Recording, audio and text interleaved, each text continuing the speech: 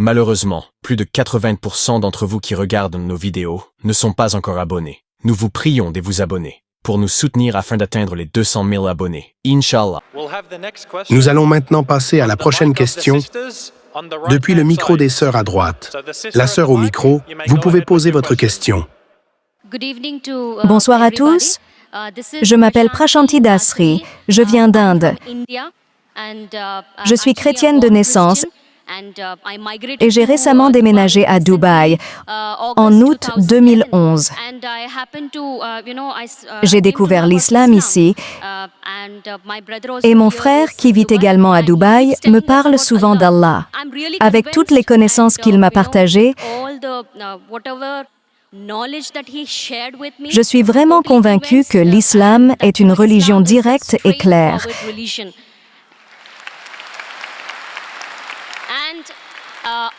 Que Dieu est l'alpha et l'oméga, le commencement et la fin. On ne peut pas regarder le soleil plus de 10 minutes, alors comment pourrions-nous voir Allah? Mais malgré ma conviction, j'ai encore quelques questions. Parce que j'ai encore quelques doutes car je suis née chrétienne. J'ai en tout 4 questions pour le frère Zakir Naik. La première concerne le Saint-Esprit. J'ai entendu dans vos vidéos, vous savez sur YouTube, que vous parlez à propos du Saint-Esprit et vous avez mentionné de façon spécifique que le Saint-Esprit existe. Alors, j'aimerais savoir si le Saint-Esprit existe dans l'islam selon le Coran. Et aussi, dans l'Ancien Testament, il est dit que l'Esprit de Dieu planait au-dessus des eaux. Le Saint-Esprit est-il distinct d'Allah? C'est ma question. La sœur a posé 2 questions. La première est au sujet du Saint-Esprit et de sa signification selon l'islam en comparaison avec le christianisme. Et la deuxième question concerne la mention dans la Bible que l'Esprit de Dieu planait au-dessus des eaux. Et qu'est-ce que cela signifie? Le Saint-Esprit est-il distinct de Dieu? La sœur a posé 2 questions. Si je réponds à ces 2 questions, accepteriez-vous l'islam? J'ai au total 4 questions, donc.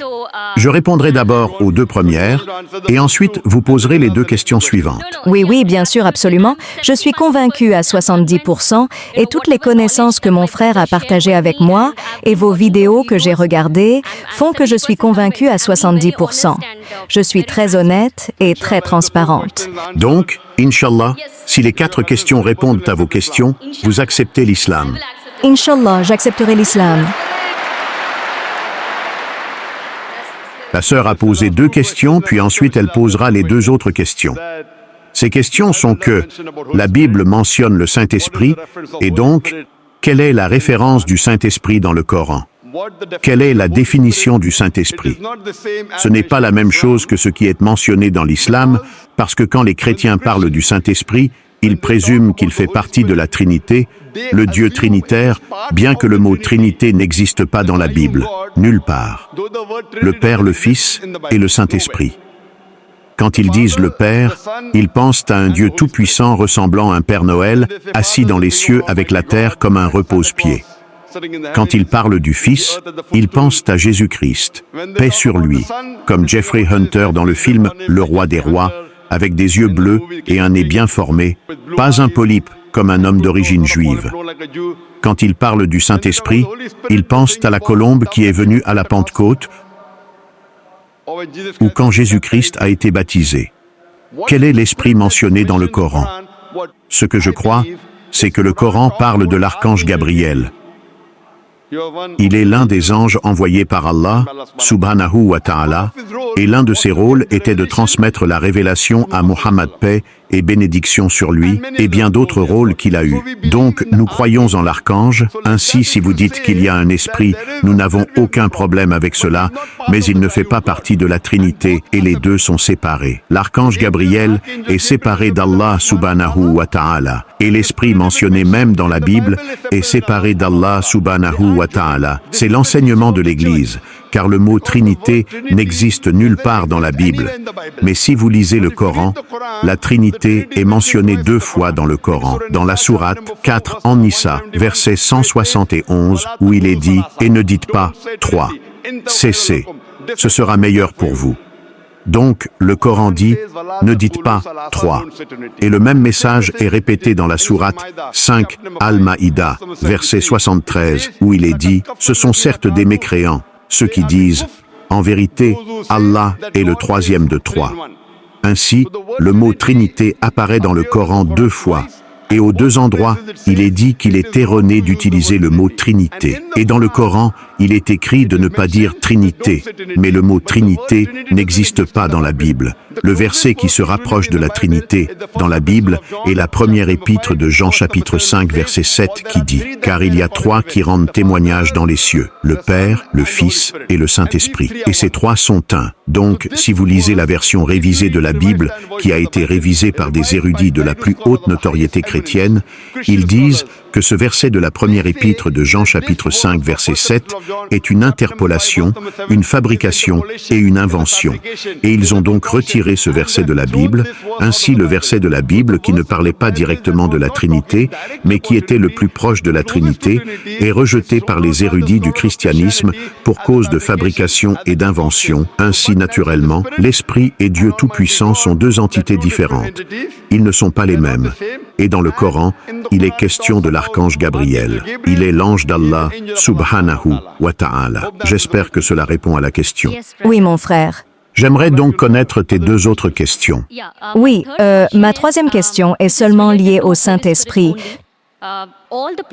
Tous les prophètes, tous les hommes de Dieu, comme le prophète Abraham, le prophète Isaac et le prophète Moïse, paix sur eux, tous les prophètes intercédaient auprès d'Allah, ils interagissaient avec Allah. Donc pour interagir avec Allah, parce qu'ils étaient tous des élus, ils devaient être dotés d'une certaine force. Cela pourrait être la grâce de Dieu, donc c'est une puissance. Il y a donc un certain pouvoir pour qu'ils puissent interagir avec Allah. Donc, quelle est cette puissance? Je veux dire que c'est ce que j'ai compris concernant le fait que c'était avec l'aide du Saint-Esprit que tous les prophètes intercédaient auprès d'Allah. Est-ce la vérité? La sœur a une question qui est que le mot anglais « intercéder » et « interaction » sont 2 choses différentes. Sœur, le terme anglais « intercéder » et « interaction » sont 2 différentes choses. Donc ta question c'est « intercéder » ou « interaction ». Intercéder? Intercession signifie que quelqu'un intercède en faveur de quelqu'un d'autre. Quelqu'un intercède en faveur de quelqu'un d'autre. Maintenant, vous devez réaliser que lorsque vous parlez à Allah subhanahu wa ta'ala, Allah subhanahu wa ta'ala n'a pas besoin que quelqu'un intercède pour lui. Le Coran dit dans la sourate 40, verset 60, « Demandez-moi et je répondrai à votre prière. » Allah subhanahu wa ta'ala n'a pas besoin que quelqu'un intercède auprès de lui. Pourquoi? Les gens donnent souvent l'exemple suivant. Vous savez, quand vous allez dans un tribunal, quand vous présentez votre cas au juge, vous engagez des avocats. Donc, de la même manière, les messagers de Dieu sont nos avocats. Cela peut être logique pour un juge humain, parce que le juge ne sait pas qui est le criminel et qui est le voleur. Ainsi, l'avocat aide le juge à comprendre qui est un criminel, qui est un voleur et qui ne l'est pas. Mais Allah subhanahu wa ta'ala possède une connaissance infinie. Il n'a pas besoin que quelqu'un lui prouve qui est bon et qui est mauvais. Donc, il est incorrect de parler d'intercession. Oui, quelqu'un peut prier. Un messager peut prier pour d'autres êtres humains. Et Allah dit dans le Coran qu'Allah subhanahu wa ta'ala n'a besoin d'intercession que de ceux qu'il choisit au jour du jugement. Donc, au jour du jugement, Allah dit qu'il donnera la permission à certaines personnes d'intercéder. Et il y a des hadiths qui disent que ce privilège spécial sera accordé au prophète Mohammed, paix et bénédiction soient sur lui. Ainsi, ce que nous savons de l'histoire des autres écritures, du Coran et des hadiths, c'est que les messagers de Dieu interagissaient avec Allah subhanahu wa ta'ala. Ils priaient pour les autres. Mais si nous utilisons un prophète pour intercéder, Cela signifie que si je prie pour passer par ce prophète, suivre les commandements du prophète est bien. Mais si je prie quelqu'un d'autre qu'Allah subhanahu wa ta'ala, c'est ce que font beaucoup de personnes. Elles prient des êtres humains en disant qu'ils sont plus proches de Dieu Tout-Puissant et que si nous prions par leur intermédiaire, Dieu acceptera notre prière plus vite et mieux. Cela est incorrect. Nous devons prier directement Allah. Ces prophètes de Dieu sont des messagers. Oui, ils ont des pouvoirs spéciaux. Ils peuvent parler à Allah subhanahu wa ta'ala. Et Allah subhanahu wa ta'ala choisit certains hommes parmi les hommes. Il choisit certains hommes pour communiquer son message aux autres êtres humains. Ces personnes choisies par Dieu Tout-Puissant. Nous les appelons prophètes ou messagers de Dieu. Ainsi, Allah subhanahu wa ta'ala sélectionne certains êtres humains dans le monde pour communiquer son message aux autres êtres humains. Ceux-ci sont appelés messagers de Dieu. Il y a donc une communication entre le messager et Allah subhanahu wa ta'ala. Mais cela ne signifie pas que les êtres humains peuvent utiliser ces messagers pour intercéder. S'ils prient ces messagers, Dieu Tout-Puissant nous écoutera. Ceci est l'enseignement de l'Église. Vous croyez en Jésus-Christ, paix sur lui, et tous vos péchés seront pardonnés. Ce concept n'existe pas dans l'islam et n'existe même pas dans le vrai christianisme. C'est l'enseignement de l'Église, sœur. Vous pouvez poser votre dernière question. Oui, ma dernière question est, dans le Nouveau Testament, je veux dire dans un des livres, le livre des Actes, Paul mentionne les langues. Que dites-vous des langues dans le Nouveau Testament?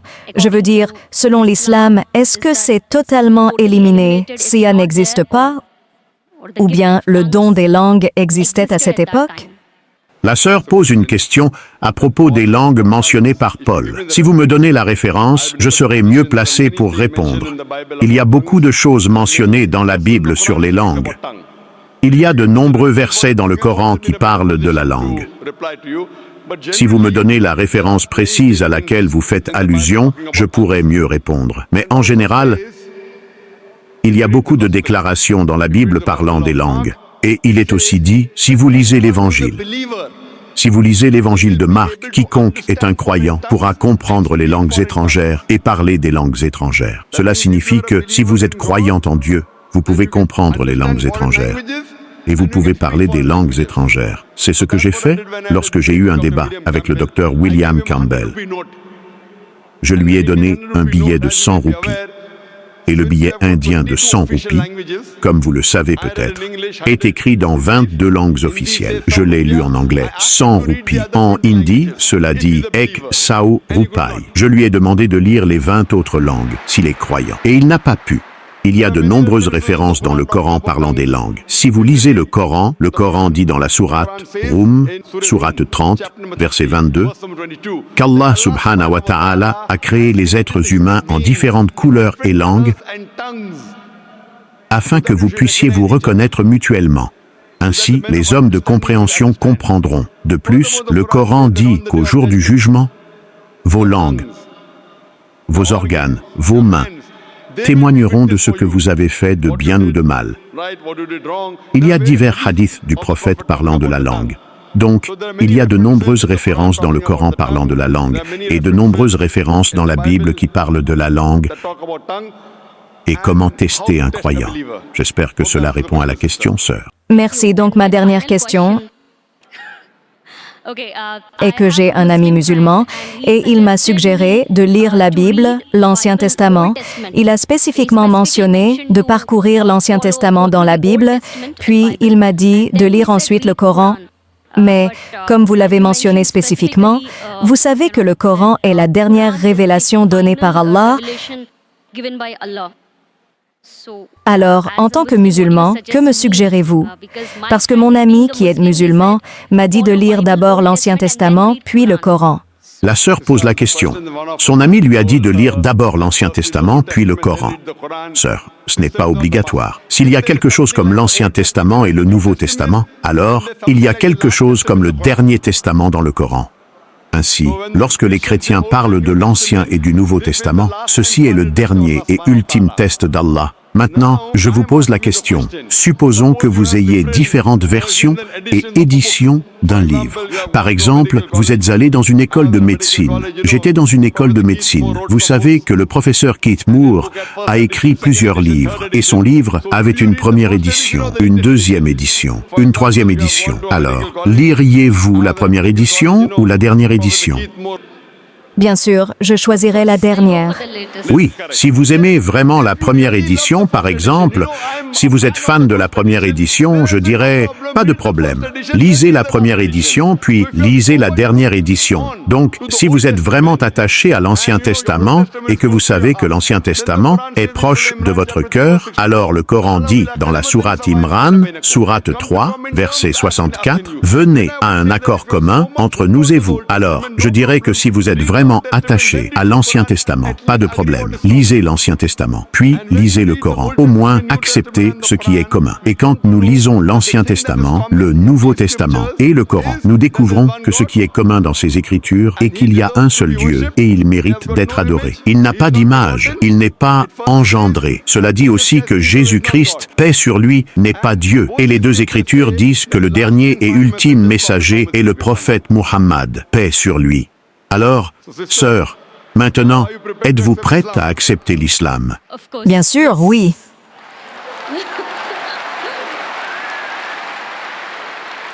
Sœur, croyez-vous qu'il y a un seul Dieu? Oui, je crois qu'il n'y a qu'un seul Dieu. Croyez-vous que Jésus n'est pas Dieu, mais qu'il est un messager de Dieu? Oui, je crois que Jésus est un messager. Croyez-vous que le prophète Muhammad est le dernier et ultime messager? Oui, je crois que le prophète Mohammed est le dernier et ultime messager. Sœur, est-ce que quelqu'un vous force à accepter l'islam? Excusez-moi? Est-ce que quelqu'un vous force à accepter l'islam? Non, personne ne me force. Vous acceptez de votre plein gré? Oui, Parce qu'en islam, forcer quelqu'un à accepter l'islam est interdit. C'est interdit dans la religion. C'est interdit dans la plupart des pays. Je crois même qu'à Dubaï, forcer quelqu'un à accepter une religion est interdit également. Donc, vous acceptez de votre plein gré, sœur? oui, c'est pourquoi je vous ai posé beaucoup de questions. Mashallah. Pour être sûr de le faire de mon plein gré. J'espère que personne ne vous a soudoyé. Non. Vous savez, en Inde, après que beaucoup de gens acceptent l'islam, la police vient et demande combien de dollars le docteur Zakir Naik leur a donné. Je leur dis que je leur ai donné la monnaie de l'au-delà. Et c'est accepté. Alors, Inch'Allah, sœur, je vais parler en arabe et vous répéterez après moi. D'accord? D'accord. Ashhadu Ashhadu Allah Allah ilaha ilaha illallah illallah wa ashhadu wa ashhadu anna anna Muhammadan Muhammadan abduhu abduhu wa rasuluhu. wa rasuluhu. I Je témoigne I bear Je témoigne that that qu'il n'y a pas d'autre Dieu, there is qu'il n'y a no pas d'autre God Dieu, sauf Allah. but sauf Allah. Et je témoigne Et je témoigne witness that that que le prophète Muhammad que le prophète Mohammed est le messager is est le messager et le serviteur d'Allah. et le serviteur d'Allah. Allah. Masha'Allah, sœur, vous êtes musulmane. Puisse Allah subhanahu wa ta'ala accepter vos efforts. Et je prie Allah subhanahu wa ta'ala pour qu'il vous guide davantage et, Inch'Allah, vous accorde le meilleur dans ce monde ainsi qu'une place au paradis, Inch'Allah. Merci. Si vous avez visionné cette vidéo jusqu'au bout, merci de la partager si elle vous a plu afin de nous aider à la transmettre au plus grand nombre. N'hésitez pas aussi à commenter si besoin. Cela nous intéresse d'avoir vos impressions ou avis.